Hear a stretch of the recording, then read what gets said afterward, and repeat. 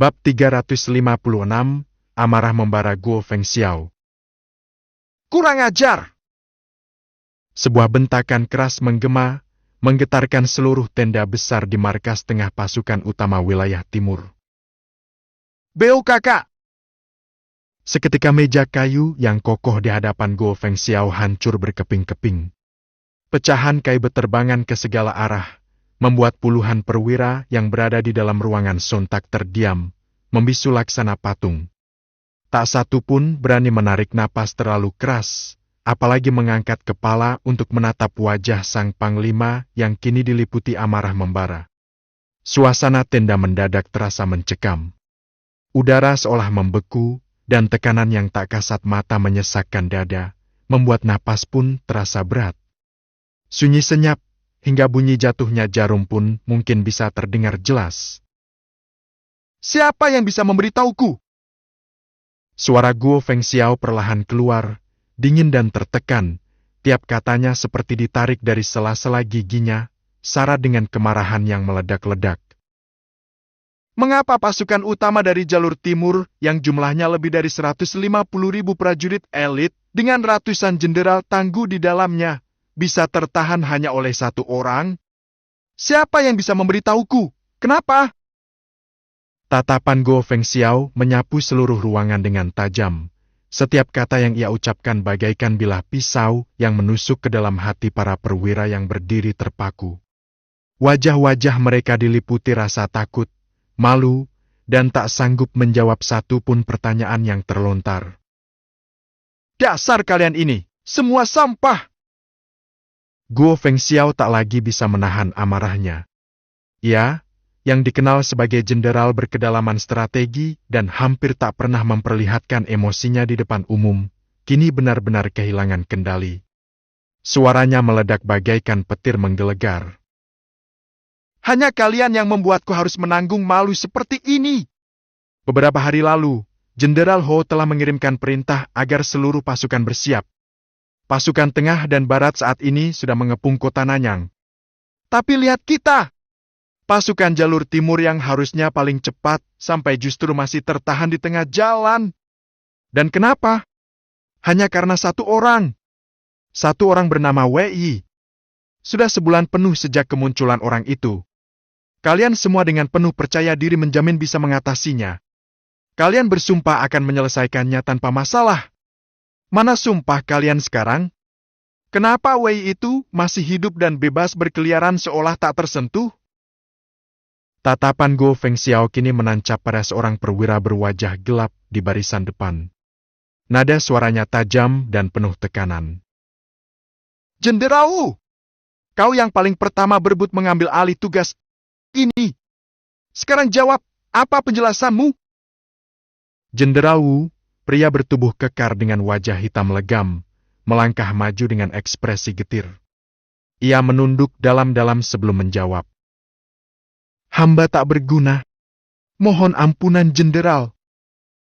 Dengan suara rendah, ia menjelaskan. Orang itu benar-benar licik. Aku telah menyamar di dalam rombongan pengangkut logistik dan menyiapkan jebakan untuknya.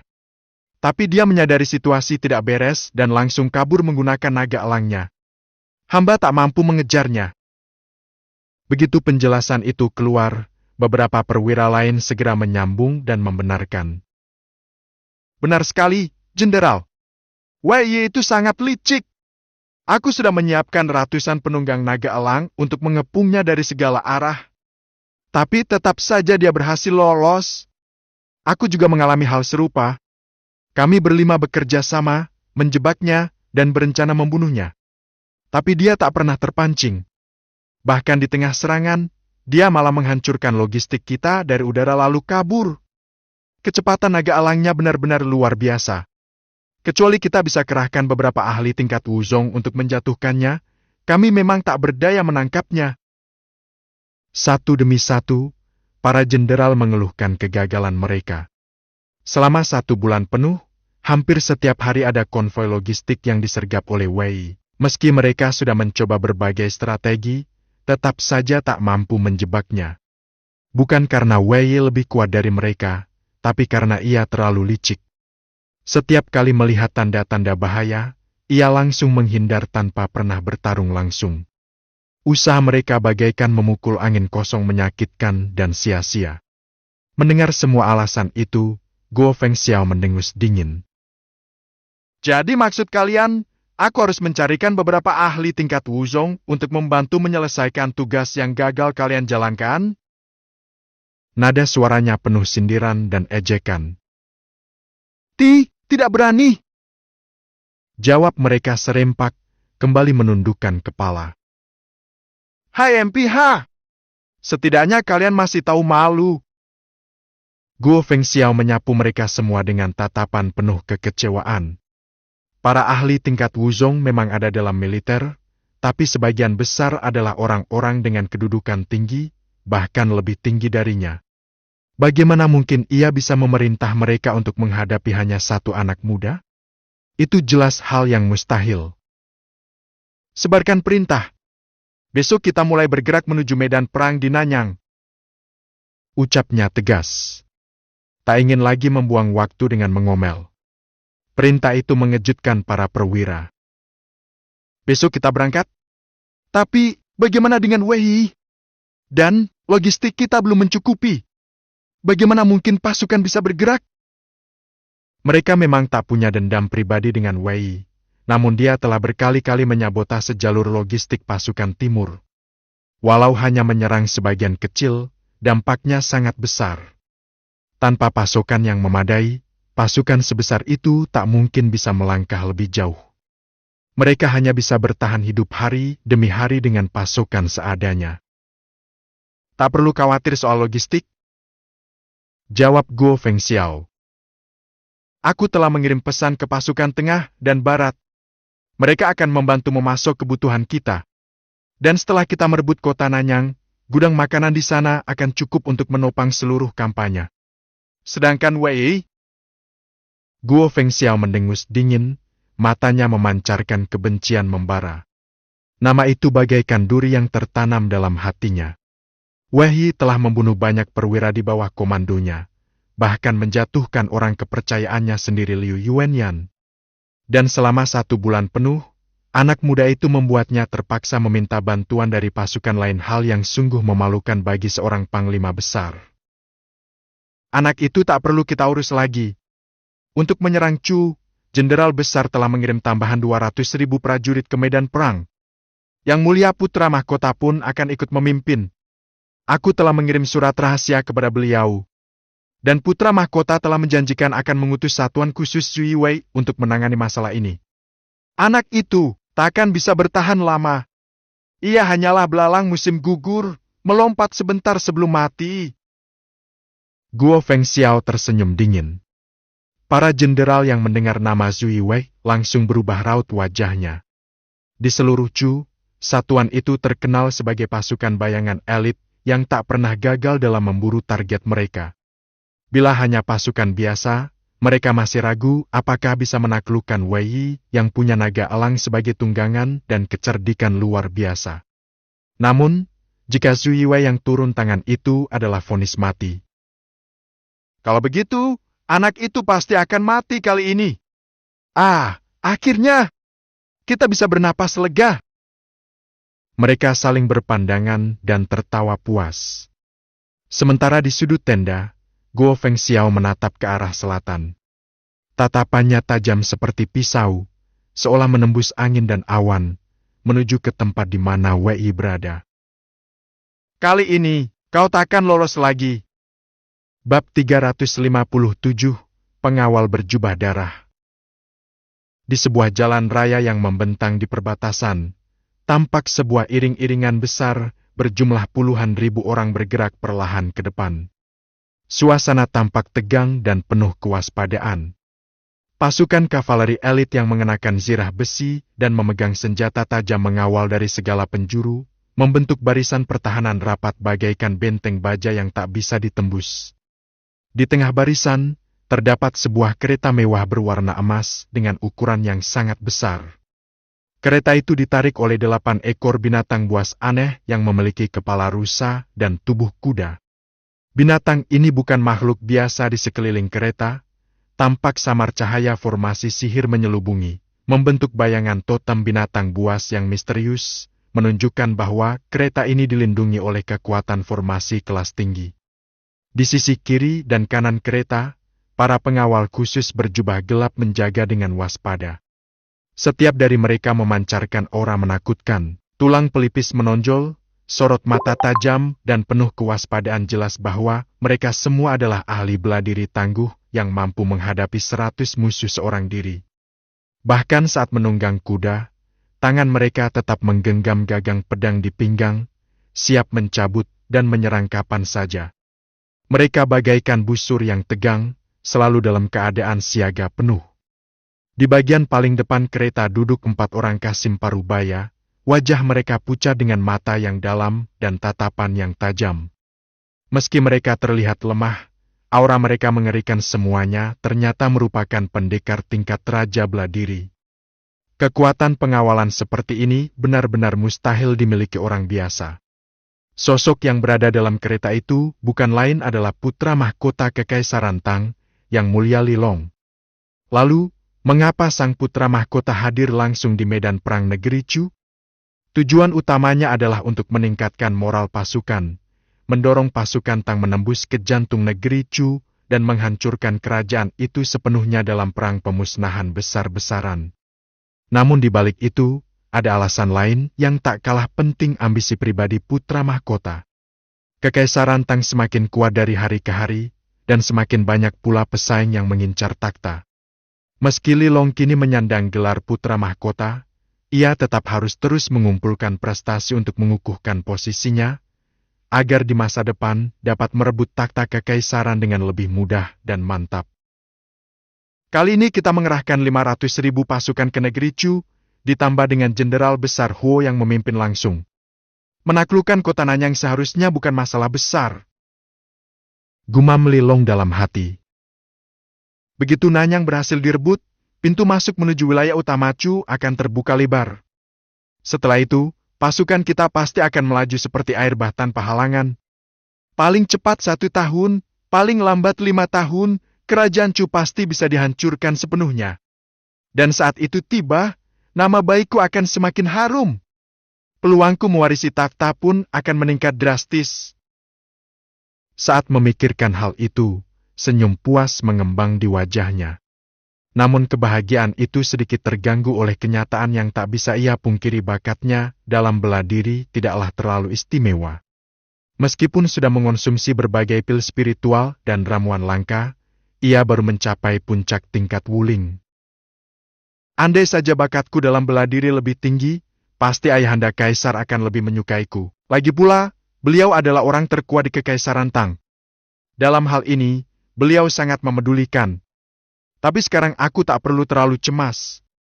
Dengan penjagaan sekuat ini, siapa yang bisa mencelakakanku? Bahkan jika para ahli puncak negeri Chu datang sekalipun, mereka tak akan bisa menyentuhku. Pada akhirnya, kekuasaan jauh lebih penting daripada kekuatan individu. Senyuman dingin muncul di sudut bibir Lilong saat pikirannya mengembara. Tiba-tiba, ia mengangkat kepala dan memanggil seorang Kasim yang berlutut tak jauh di depannya. Lu Gonggong, bagaimana dengan urusan Go Feng Xiao? Sudah kau tangani? Kasim tua itu segera menjawab dengan suara rendah dan penuh hormat. Melapor kepada Yang Mulia, sebelum Anda berangkat, hamba telah mengatur segalanya. Kami telah mengirim 2 regu elit Blood Cloak Guard pengawal berjubah darah. Bahkan, wakil kepala Shah sendiri yang memimpin. Mohon yakin, tak akan ada masalah. Lilong mengangguk pelan. Bagus, dengan begitu segalanya akan beres. Go Feng Xiao pun akan mendapat jawaban. Wei Ye, aku pernah dengar nama itu. Di negeri Chu, dia memang cukup dikenal. Tak kusangka pada akhirnya dia akan mati di tanganku. Ia bersandar santai ke kursi, senyum kecil menghiasi wajahnya. Membunuh orang terkenal jelas terasa lebih memuaskan dibandingkan menyingkirkan orang tak dikenal. Kasim di hadapannya pun langsung menyambung dengan nada menjilat. Wei Ye bisa mati di tangan Anda adalah keberuntungan besar dalam hidupnya, Yang Mulia. Bahkan orang lain pun mengimpikan kehormatan semacam itu. Haha, Kau ini memang pandai bicara. Li Long tertawa senang. Kemungkinan kegagalan? Tidak pernah terpikirkan sedikit pun oleh mereka berdua. Blood Cloak Guard, meski jumlahnya sedikit, adalah pasukan elit super rahasia Kekaisaran Tang. Untuk bisa masuk ke dalamnya, syarat minimum adalah memiliki kekuatan tingkat Raja Bela Diri. Hampir semuanya adalah petarung kawakan dengan pengalaman bertarung luar biasa. Setiap regu berisi 5 orang. 2 regu berarti 10 orang. Ditambah wakil kepala Sha, totalnya 11 ahli tingkat raja yang akan mengejar dan membunuh seorang Wei. Bagaimana mungkin mereka gagal? Sementara itu, di kejauhan, tepatnya di jalur utama wilayah Liuzhou, Wei baru saja menghabisi satu lagi konvoi pengangkut logistik milik Tang. Seluruh pasukan musuh, yang berjumlah ratusan, tewas tanpa seorang pun lolos. Semua logistik dan perbekalan pun telah ia bakar hingga tak bersisa. Namun, di balik keberhasilan ini, wajah Wei tak menunjukkan rasa puas. Justru, kerutan mulai tampak di dahinya. Akhir-akhir ini, jumlah konvoi yang lewat jalur timur semakin sedikit. Sepertinya pihak Tang mulai mengubah strategi setelah mengalami banyak kerugian. Kini, 3 jalur utama menuju kota Nanyang dipenuhi oleh pasukan Tang, totalnya lebih dari 300.000 orang. Katanya, 200.000 pasukan lagi sedang dalam perjalanan. Jadi jumlah keseluruhan mencapai 500.000 pasukan.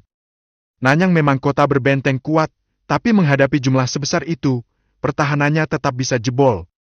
Di medan perang sebesar ini, kekuatan pribadi sangat terbatas. Meski aku bisa mengacaukan sebagian kecil situasi, tetap tidak cukup untuk mengubah arah peperangan. Ia menarik napas panjang. Selama sebulan terakhir, Wei memang telah meraih pencapaian luar biasa. Hampir setiap hari ia berhasil menghancurkan satu konvoi logistik. Total musuh yang ia bunuh sendiri telah mencapai lebih dari 10.000 orang, meski sebagian besar hanyalah prajurit pendukung dengan kemampuan bertarung minim. Namun dalam sistemnya, jumlah musuh yang dibunuh tetap terhitung. Berkat itu, pengalaman yang ia dapat meningkat pesat. Begitu pula dengan level seni bela diri dan teknik yang ia kuasai. Tapi tetap saja, hal itu belum cukup untuk membalikan keadaan antara Chu dan Tang. Sekarang aku hanya bisa berharap agar pasukan utama negeri Chu tidak terlalu lemah. Chu punya keunggulan medan, ditambah jumlah pasukan 2 kali lipat dari musuh. Bahkan pasukan pengawal istana pun ikut dikerahkan. Harusnya masih punya peluang untuk bertahan. Sebagai putra negeri Chu, tentu saja Wei tidak menginginkan kota Nanyang jatuh ke tangan musuh. Jika pasukan Tang berhasil menembus ke pusat wilayah, daerah selatan juga akan ikut terancam.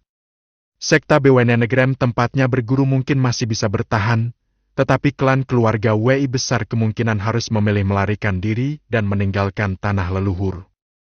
Tiba-tiba, seekor merpati pos terbang mendekat ke arahnya. Wei segera menangkapnya dan mengambil surat kecil yang terikat di kakinya. Saat membukanya, wajahnya langsung berubah serius.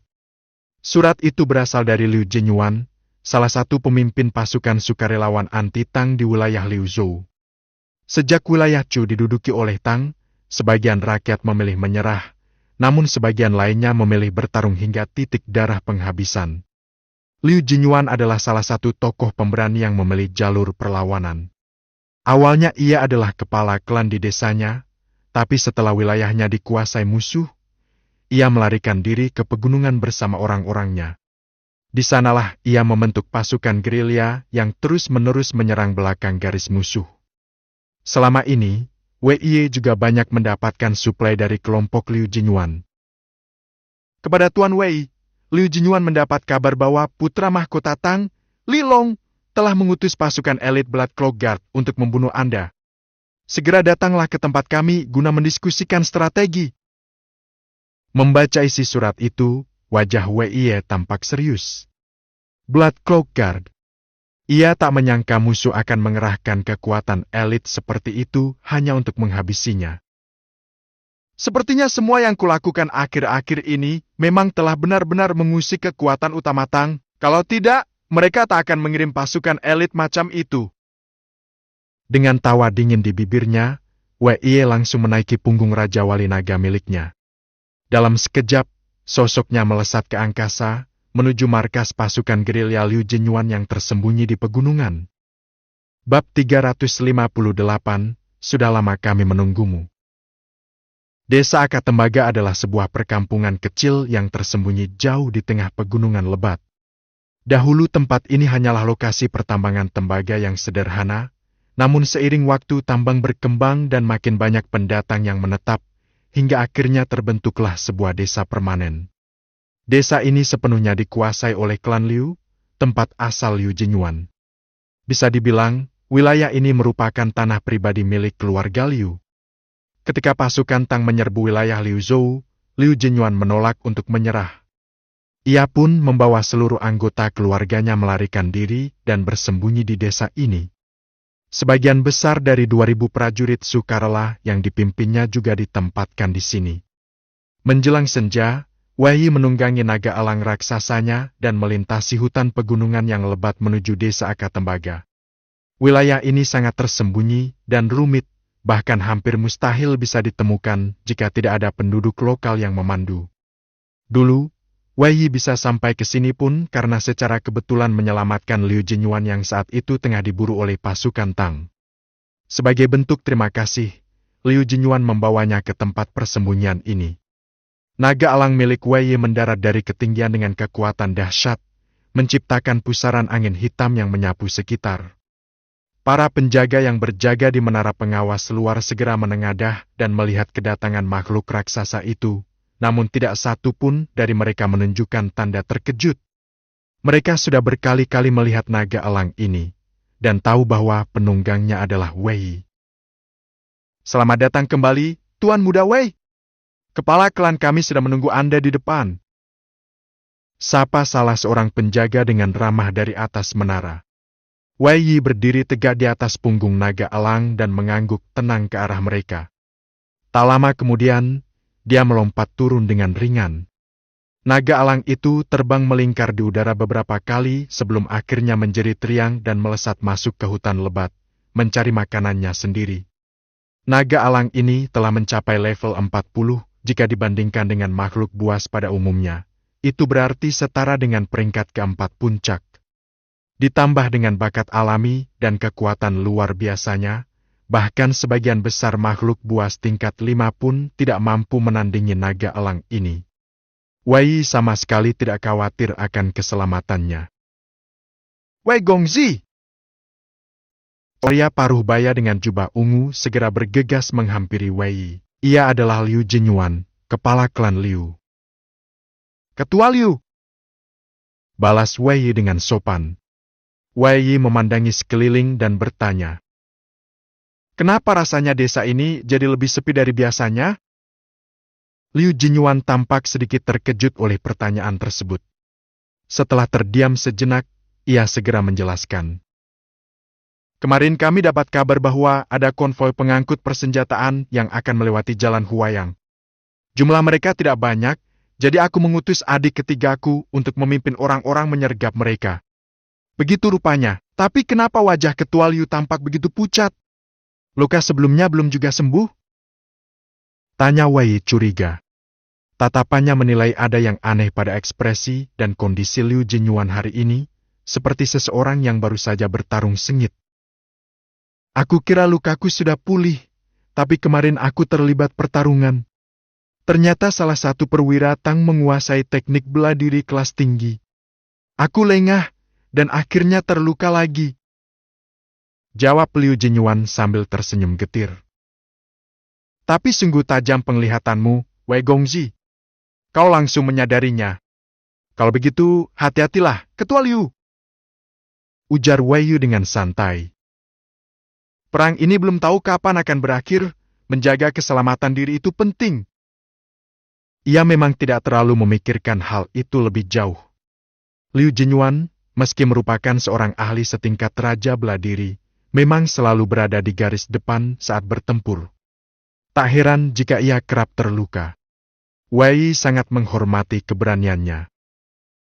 Terima kasih atas perhatiannya, Wei Gongzi. Namun di balik senyum Liu Jinyuan, tampaklah gurat kegetiran yang sulit disembunyikan. Ia segera berkata, Mari kita masuk ke dalam rumah. Ada hal penting yang perlu aku bicarakan denganmu mengenai organisasi pengawal jubah darah. Begitu mendengar nama itu, Wei Yi langsung waspada. Ia mengangguk dan berkata, Kalau begitu aku merepotkanmu. Seandainya bukan karena peringatanmu, aku pasti masih dibutakan dan tak tahu apa-apa. Wei Yi memang bergerak sendirian di wilayah musuh, tanpa jaringan informasi. Dalam hal ini, ia sangat bergantung pada Liu Jinyuan. Apa yang perlu disyukuri? Kalau bukan karena kau menyelamatkanku, aku sudah mati di tangan pasukan Tang. Nada suara Liu Jinyuan semakin berat. Namun karena ia berjalan di depan, Wei Yi tidak melihat ekspresi wajahnya yang kian muram. Yuk, kita bicara di dalam. Keduanya pun tiba di halaman depan rumah Liu Jinyuan. Namun saat hendak melangkah lebih jauh, Wei Yi tiba-tiba menghentikan langkahnya. Dahinya berkerut, ekspresinya serius. Ada apa? Wei Gongzi? Tanya Liu Jinyuan dengan nada terkejut. Aku mencium bau darah. Jawab Wei Yi pelan sambil menyipitkan mata.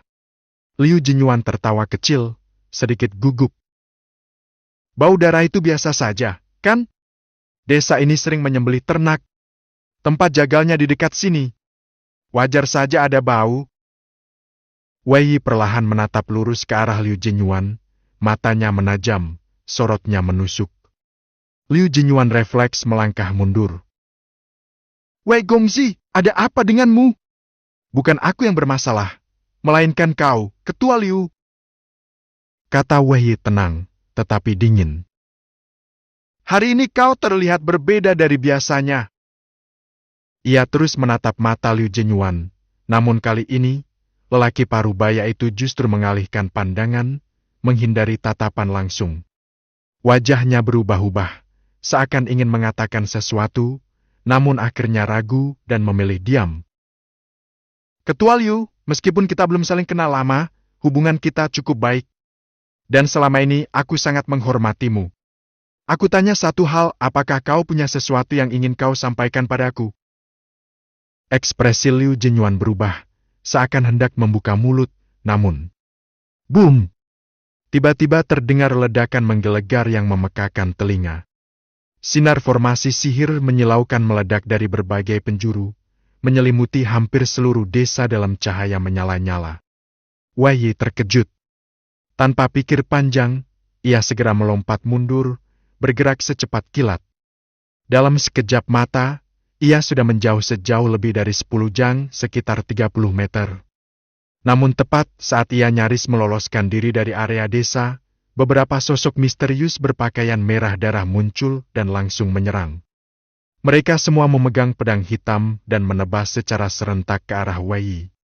Gelombang energi dari tebasan mereka mengandung kekuatan yang sangat mengerikan, seakan hendak merobek tubuh Wei Yi menjadi serpihan. Wei Yi tak punya pilihan selain menghindar, dan dalam satu langkah mundurnya, tirai formasi telah benar-benar tertutup rapat. Seluruh desa sekarang terkurung dalam penghalang yang sepenuhnya memutuskan hubungan dengan dunia luar. Sementara itu, para penduduk desa yang tersebar di berbagai sudut desa mulai menunjukkan wujud asli mereka. Mereka merobek jubah luar, dan di baliknya tampak jelas semua adalah prajurit elit berpakaian merah darah, anggota pengawal jubah darah.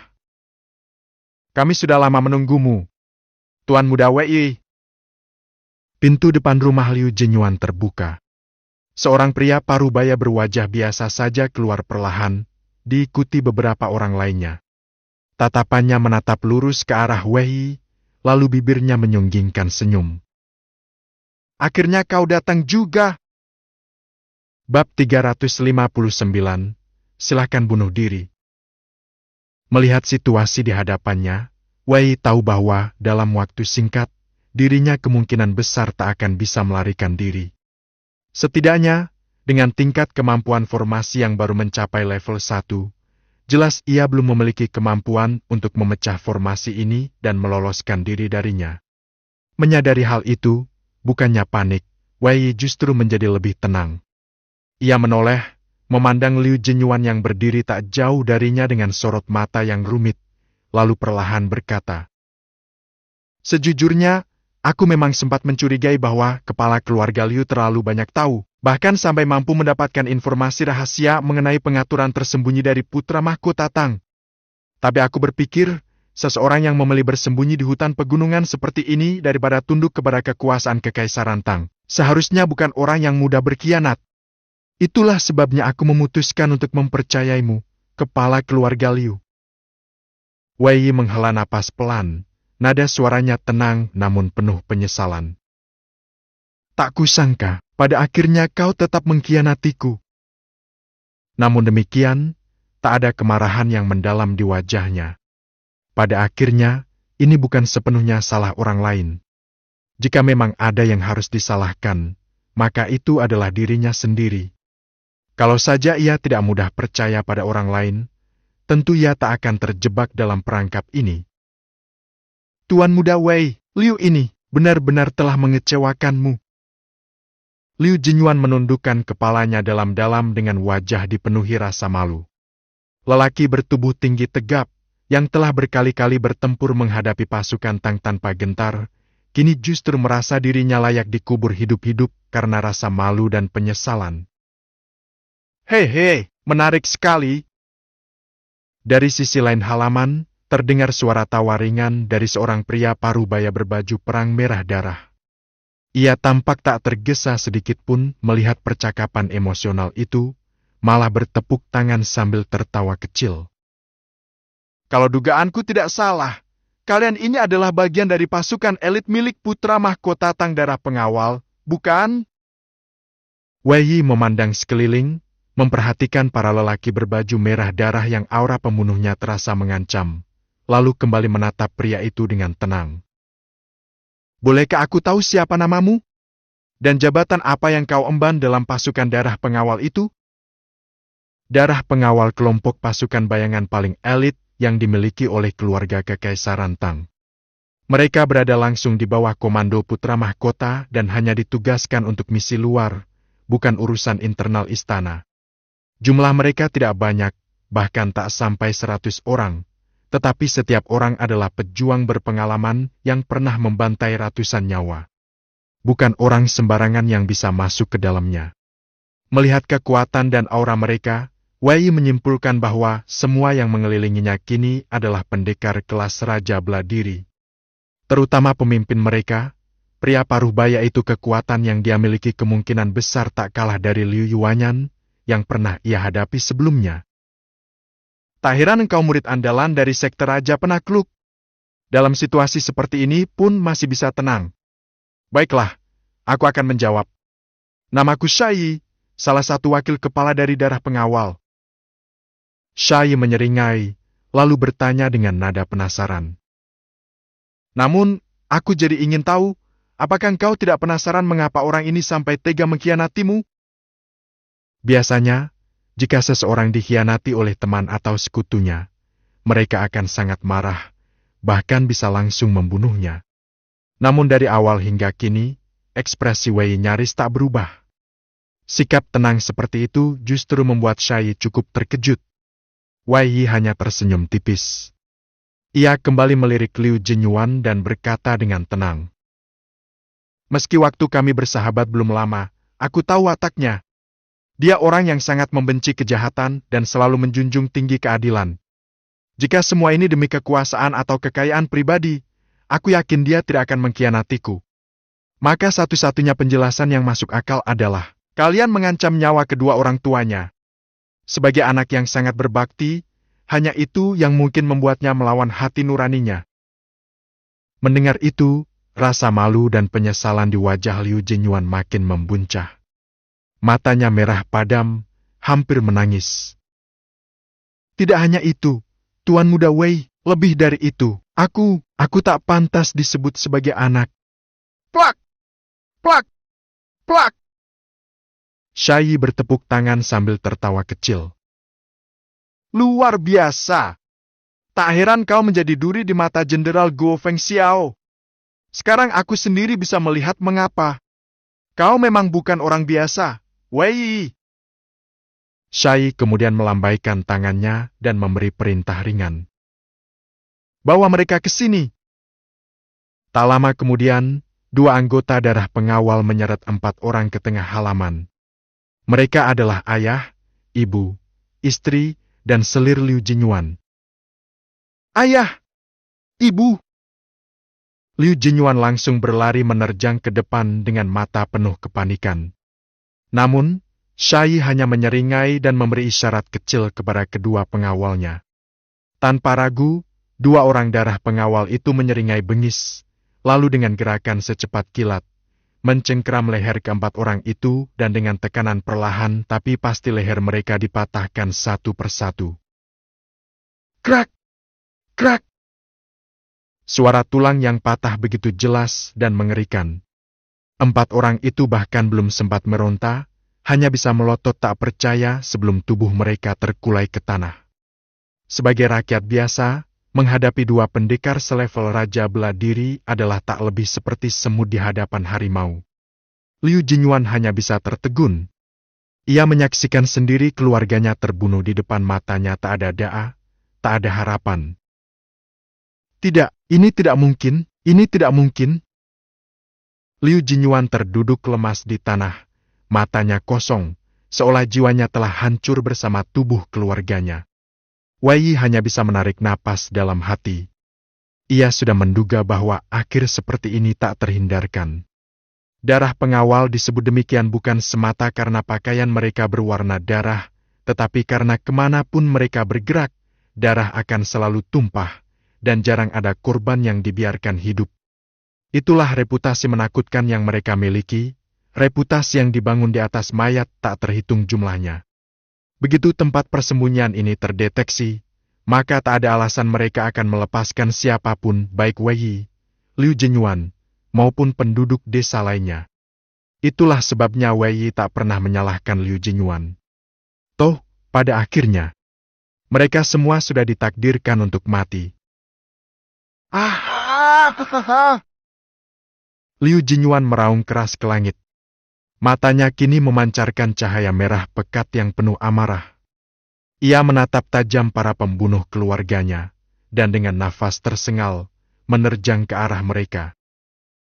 Aku akan membunuh kalian! Namun sebelum ia sempat mengayunkan jurus, 2 anggota darah pengawal itu sudah lebih dulu bergerak. Dengan kilatan dingin dari pedang di tangan mereka menerjang, dan dalam sekejap telah melintasi tubuh Liu Jinyuan. Sret! Seketika itu juga, perut Liu Jinyuan robek lebar, darah menyembur deras dari luka menganga. Tubuhnya terpental jauh dan menghantam tanah dengan keras. Biug! Darah terus mengalir dari tubuhnya. Napasnya melemah, dan jelas bahwa nyawanya takkan bertahan lebih lama. Hahaha, aku menyesal, aku sangat menyesal. Tawa sedih keluar dari bibir Liu Jinyuan, wajahnya dipenuhi air mata. Tuan Muda Wei, maafkan aku, atas pertolonganmu dulu. Aku hanya bisa membalas di kehidupan selanjutnya, meski harus menjadi sapi atau kuda sekalipun. Begitu ucapannya selesai, kepala Liu Jinyuan terkulai. Ia mengembuskan napas terakhirnya di sana, di samping jasad keluarganya. Syai tidak melirik sedikit pun ke arah tubuh Liu Jinyuan. Ia hanya tersenyum dan menatap Wei Yi. Tuan Muda Wei, sekarang giliranmu. Jika kau bersedia mengakhiri hidupmu sendiri, maka semua ini bisa selesai tanpa banyak keributan. Bagaimana menurutmu?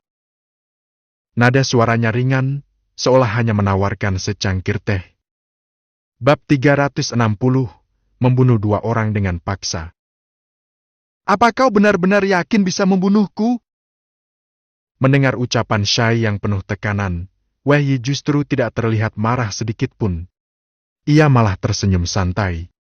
Sambil diam-diam menggerakkan energi sejatinya dari dantian sebagai langkah antisipasi, Wei Yi menatap pria itu dan membalas dengan suara tenang.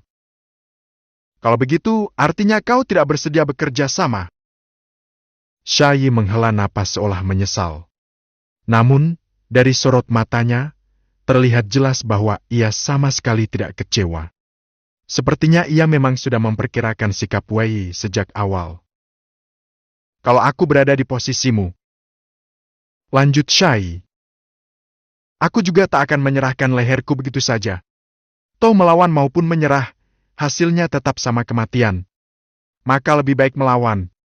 Setidaknya ada harapan tipis. Aku bisa memahami pilihanmu, Tuan Muda Wei. Namun sayangnya, jika begitu, maka kami pun tidak bisa memberi ampun.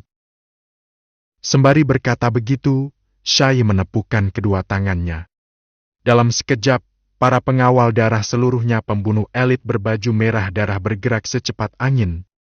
Sosok mereka tampak kabur, seperti lenyap di udara, dan dalam hitungan detik, 10 pendekar tingkat Raja Beladiri sudah mengepung Wei dari segala penjuru.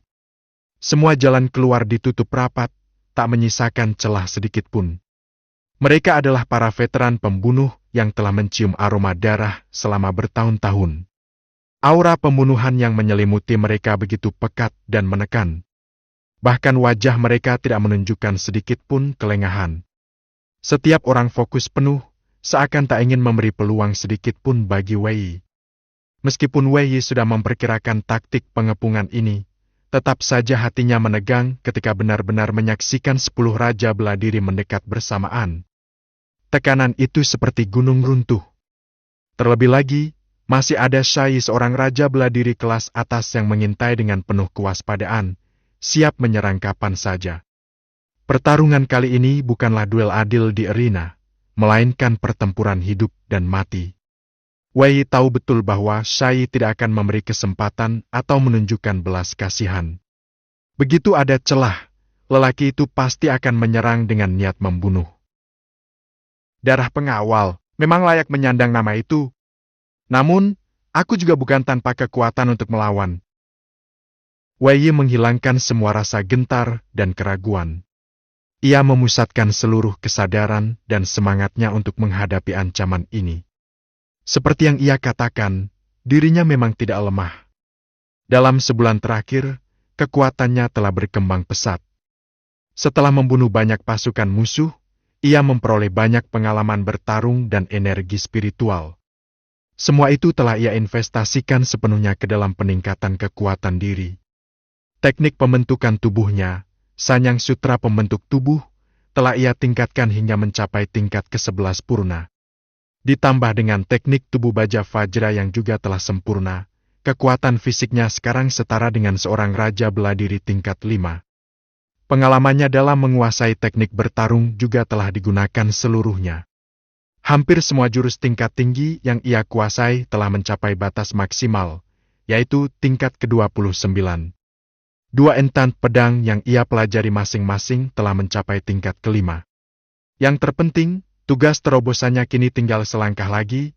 Ia hanya perlu membunuh 2 orang Raja Beladiri lagi, maka ia akan bisa menembus batas menuju tingkat Raja Beladiri. Itulah kesempatan emasnya. Begitu aku menembus ke tingkat Raja Beladiri, seluruh belenggu akan terbuka dan kekuatanku akan meningkat drastis. Dengan kekuatanku saat masih di tingkat martial spirit saja, aku sudah mampu menandingi Raja Beladiri kelas atas. Jika aku berhasil menembus tingkat Raja, maka Raja biasa tak akan jadi lawan berat lagi. Jadi, aku harus membunuh 2 orang terlebih dahulu. Keputusan bulat telah dibuat dalam hati Wei. Meskipun sulit mengalahkan 11 Raja Beladiri sekaligus, ia masih punya harapan untuk membunuh 2 orang di antaranya. Seketika, roh pejuang kuno miliknya ular piton kepala ganda dipanggil keluar. 2 api aneh yang berada dalam tubuhnya langsung membara, menyelimuti tubuhnya dalam zirah naga api yang kuat dan kokoh. Wei mencengkeram gagang pedang cenging di tangan kanannya, dan seketika itu juga aura bertarungnya meledak. Tekanan aura itu bahkan membuat formasi ruang di sekitarnya sedikit bergetar. Para prajurit darah pengawal yang mengepungnya tak bisa menyembunyikan keterkejutan di wajah mereka. Selama bertahun-tahun bergabung dengan darah pengawal, aku telah melihat begitu banyak ahli tangguh, bahkan beberapa bertaraf martial ancestor. Tapi ini pertama kalinya aku melihat seorang ahli di tingkat martial spirit memiliki kekuatan sehebat ini. Jika dia dibiarkan hidup, suatu hari nanti, dia akan menjadi ancaman besar bagi negara kita. Tatapan Syai memancarkan niat membunuh yang tajam. Tanpa ragu ia mengangkat tangannya dan berteriak. Bunuh dia! 10 pendekar darah pengawal langsung bergerak serentak. Pedang dan sabit merah berdarah meluncur dari segala arah. Gelombang energi tajam itu menyapu udara dengan kekuatan yang sanggup mengguncang ruang, bahkan udara pun terasa terbelah. Ruang ilusi setan! Wei jelas tidak ingin bertahan pasif. Ia segera mengaktifkan teknik rahasia dari roh pejuangnya. Dalam sekejap, tubuhnya menghilang dari tempat semula dan muncul tepat di depan Syai, lalu langsung menebas ke arah leher pria itu dengan pedangnya. Gerakan secepat kilat itu seperti cahaya surgawi yang jatuh dari langit. Para darah pengawal terkejut, beberapa langsung membelokkan arah dan mengejar Wei. Namun Syai tetap tenang. Ia bahkan tidak menarik senjatanya. Jubah merah darah di tubuhnya berkibar, berubah menjadi angin badai yang langsung menghancurkan serangan pedang Wei, dan justru berbalik menyerang balik. Wei tak bisa menyembunyikan keterkejutannya. Syai jauh lebih kuat dibanding Liu Yuanyan. Ia jelas berada di puncak Raja Beladiri, hanya setingkat di bawah nenek tua penguasa matahari terbit zuhud bunga matahari, seorang martial ancestor sejati. Untungnya, target utama Wei bukanlah Syai. Saat badai itu menyapu ke arahnya, tubuh Wei melesat ke udara lalu melompat berputar. Dalam sekejap, ia muncul di samping seorang darah pengawal. Serit! Dengan satu tebasan kilat ke arah tenggorokan, satu nyawa hilang. Bajingan! Mati kau! Melihat rekannya dibunuh, para darah pengawal lainnya mengamuk. 3 di antara mereka langsung menyerang bersamaan. Gelombang energi tebasan merah menyapu ke arah Wei. Zirah naga apinya hancur dalam sekejap. Meskipun tidak terkena secara langsung, dampak kekuatan serangan itu tetap membuat Wei terpaksa mundur beberapa langkah.